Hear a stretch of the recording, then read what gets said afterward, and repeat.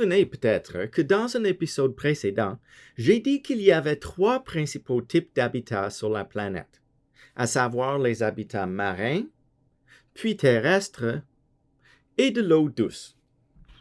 Mais on pourrait même argumenter qu'il y a un 4e type d'habitat qui est apparu depuis que la vie sur Terre s'est évoluée.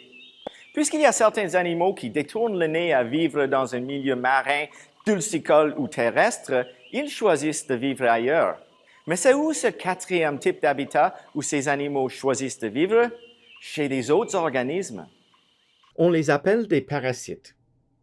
Certains, comme cette tique et cette sangsue bien nourrie, vivent sur d'autres organismes.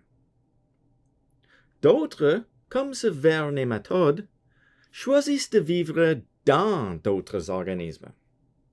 Mais peu importe le type de parasites qu'ils sont, ils utilisent tout le corps de leur hôte comme habitat et nourriture. Le parasitisme amène donc la perspective de reconnaître un 4e type d'habitat, les autres organismes. Donc, avant tout, lorsque nous pensons au corps de l'hôte comme habitat, nous pouvons penser que soit à l'extérieur du corps, dans ce cas nous parlons des ectoparasites, ou alternativement, il pourrait vivre à l'intérieur de l'autre organisme. Dans ce cas-là, on les appelle des endoparasites. Donc, comme les autres habitats que nous avons appris à connaître sur notre planète, les organismes hôtes fournissent des propriétés uniques de ces types d'habitats qui peuvent créer certains avantages pour devenir un parasite, mais aussi certains défis qui doivent être surmontés afin de satisfaire leurs besoins. L'un des plus importants pour être capable d'être un parasite nécessite d'être capable de s'attacher à l'hôte ou de trouver un moyen de s'intégrer dans les tissus de cet hôte. Deuxièmement, une fois qu'ils sont associés à l'hôte, il y a souvent l'obligation de traiter avec le système immunitaire de l'hôte, qui va réagir à l'intrus et en essayant de le détruire ou de le déloger. Par conséquent, des adaptations seront nécessaires dans certains cas pour permettre des organismes parasites, en particulier des endoparasites, de se défendre contre le système immunitaire de leur hôte. De plus, étant donné que l'habitat au sein des organismes en particulier peut être un endroit solitaire, il peut souvent être difficile de trouver des partenaires sexuels. Donc, le parasite peut avoir besoin de développer des adaptations qui favorisent la reproduction dans des situations où trouver des partenaires sexuels peut être un facteur limitant. Toujours en ce qui concerne la reproduction, afin de compléter le cycle vital, il faut souvent trouver un nouvel hôte et un moyen d'atteindre cet hôte. Donc, nous allons noter qu'il y aura probablement des adaptations en ce qui concerne toutes ces caractéristiques, afin de promouvoir le mode de vie parasitaire. En ce qui concerne les ectoparasites, ceux qui se nourrissent à l'extérieur des autres organismes, nous avons plusieurs animaux qui le font, par exemple chez les arthropodes. Nous avons des tiques, comme celles que vous avez vues plus tôt, et des acariens, comme ces poux humains. Ce sont tous les deux des ectoparasites communs. Les tiques se nourrissent généralement de sang sur l'extérieur des animaux, connus comme des hématophages, alors que les acariens, comme ce troupeau d'acariens à l'air très affamé, qui vont en grande partie se nourrir soit dans le détritus, comme dans nos tapis, ou dans le cas des parasites des plantes, à la surface des feuilles, comme ces pucerons.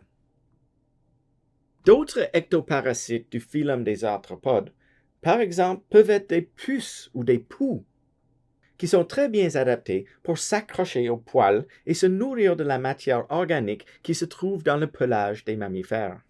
Mais les ectoparasites ne sont pas limités aux arthropodes. Nous avons des ectoparasites dans le groupe des vertébrés également. À titre d'exemple, et plutôt viscéral, nous avons les lamproies, ou poissons sans mâchoire, de l'ordre des Petromyzontiformes. Comme vous voyez très clairement ici, les lamproies ont une bouche cyclostome, ce qui signifie une bouche ronde couverte de crochets et de dents. au centre, se trouve une langue rétractable avec des dents très pointues. Celles-ci permettent à la lamproie de s'accrocher à leur hôte, qui est généralement un poisson ou un autre vertébré dans l'eau, parfois des tortues. La lamproie s'accroche à la peau de son hôte, comme cette truite grise, en utilisant leurs dents pointues, semblables à des crochets aiguisés. Ils activent la langue pour percer un trou dans le côté de leur hôte. Puis, ils se nourrissent des tissus et le sang et les autres fluides à l'intérieur. En ce qui concerne les endoparasites, il y en a beaucoup d'autres à discuter. En fait, la plupart des plantes et des animaux de la planète sont connus pour être des hôtes pour différents types d'endoparasites, et d'une manière ou une autre seront affligés par des endoparasites à un certain moment donné de leur vie. Un groupe important des endoparasites est celui des nématodes.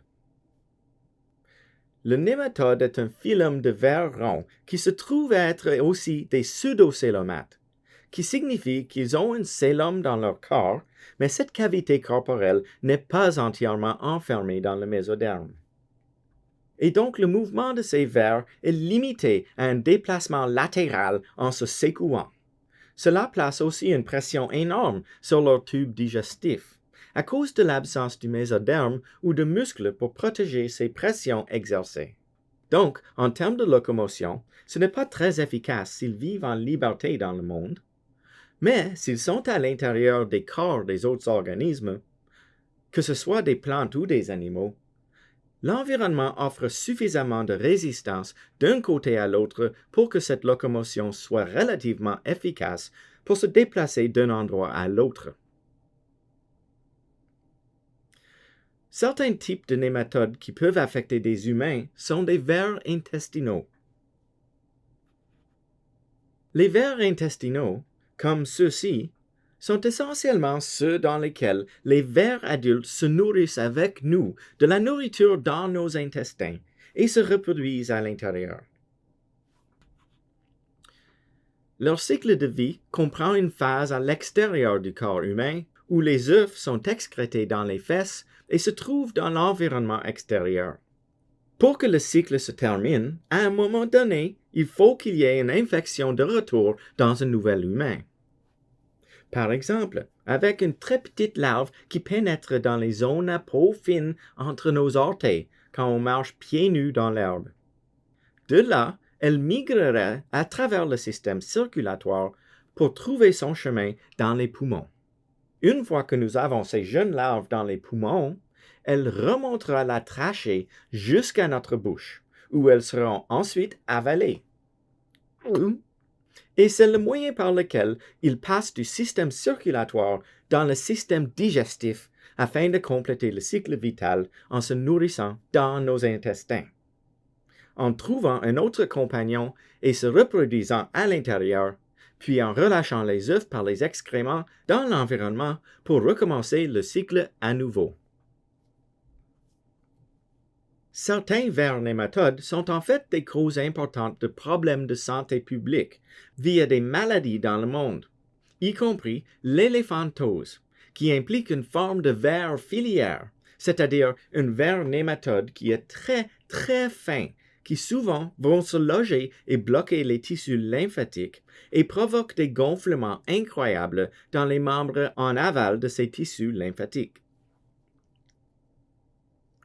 Dans ce syndrome, nous l'appelons éléphantose à cause des membres ressemblant à des éléphants qu'il crée à partir de ces grosses accumulations de solutions lymphatiques.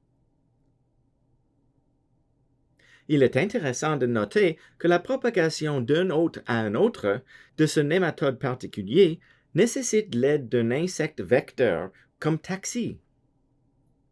Et ce vecteur est le moustique, qui, en piquant une personne infectée, va ramasser les larves microfiliaires ou les minuscules petits vers nématodes immatures. Et les moustiques vont ensuite les transférer à un autre individu lors de leur prochain repas sanguin. Et ensuite, les vers microfiliaires vont migrer à travers le système circulatoire et ensuite atteindre les ganglions lymphatiques.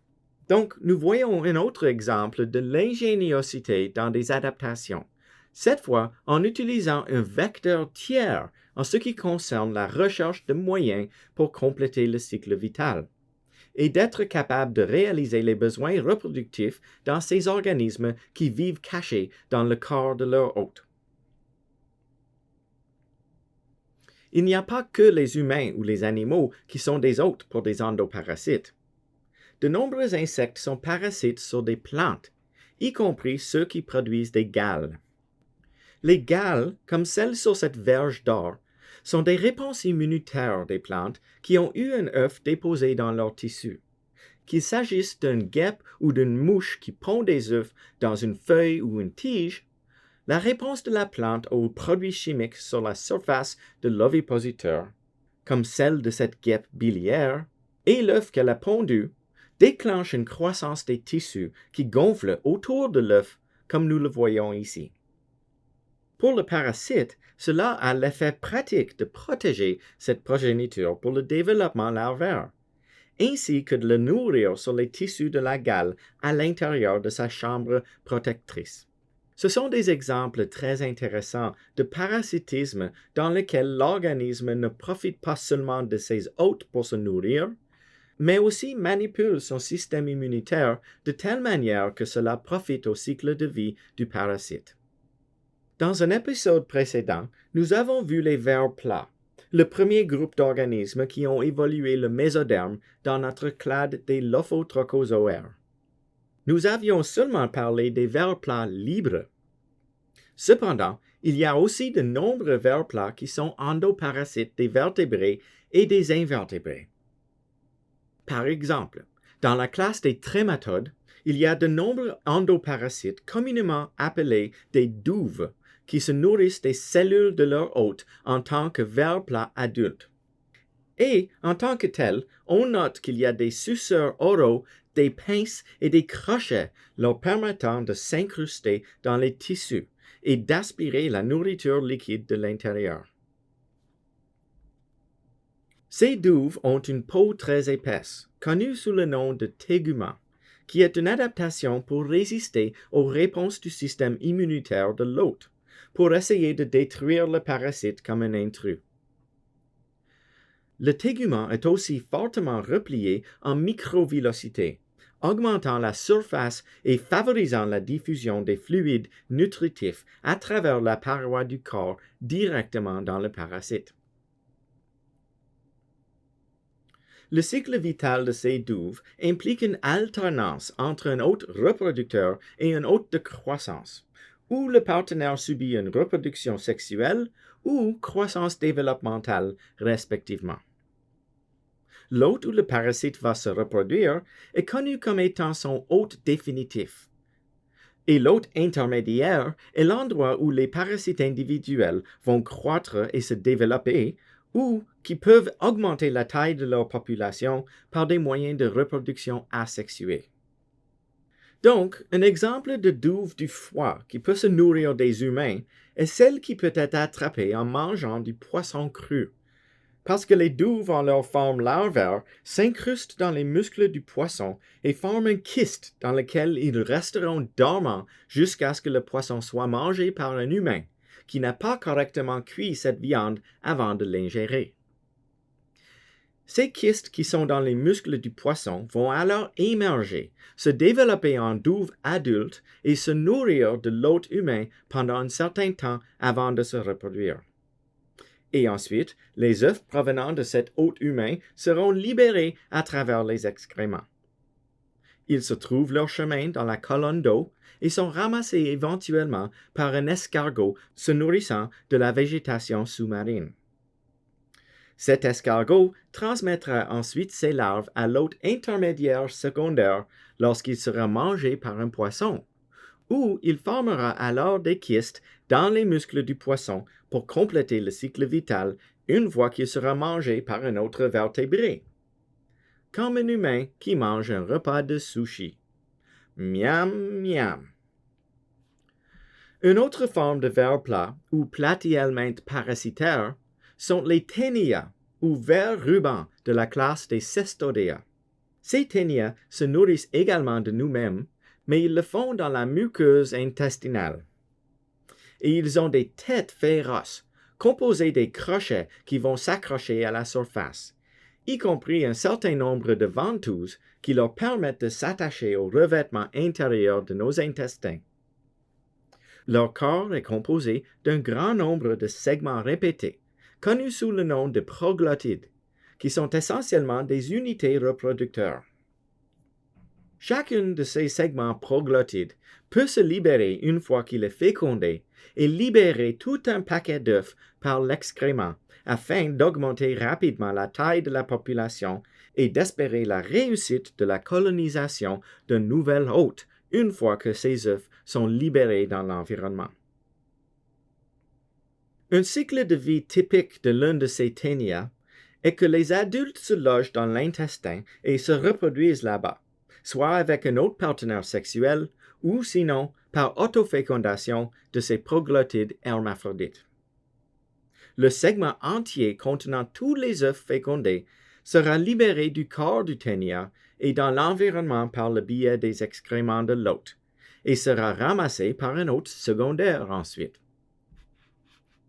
Par exemple, il pourrait être ramassé par une sorte de crustacé se nourrissant dans les eaux contaminées et qui sera ensuite mangé par un poisson. Si ce poisson devait être mangé par un humain, c'est notre moyen par lequel nous pouvons transmettre l'endoparasite de l'environnement externe à son hôte définitif ou reproducteur, lorsque nous mangeons de la chair qui contient ces parasites et sans les cuire correctement. Enfin, un type très intéressant de parasites sont des parasitoïdes, qui sont des insectes que l'on communément trouve parmi les ordres des mouches ou des guêpes, comme ceux des guêpes femelles Cotesia glomerata, qui interrompent le dîner des larves de papillons de la feuille du chou en y déposant leurs œufs. Ces œufs vont finalement éclore à l'intérieur de ces malheureuses chenilles et mangeront leur chemin pour en sortir. Un parasitoïde est une sorte d'organisme qui est parasite dans une seule étape de son cycle de vie. Dans ce cas, les insectes parasitoïdes sont parasitaires dans leur phase larvaire.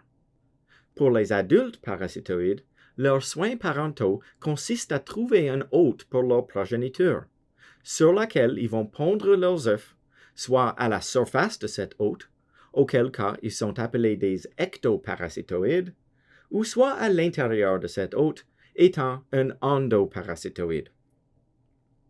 Dans les deux cas, il s'agit de placer les œufs de telle manière que lorsque la larve émerge de l'œuf, elle aura une source immédiate de nourriture pour pouvoir commencer à se nourrir tout de suite et de commencer leur vie sur de bonnes bases.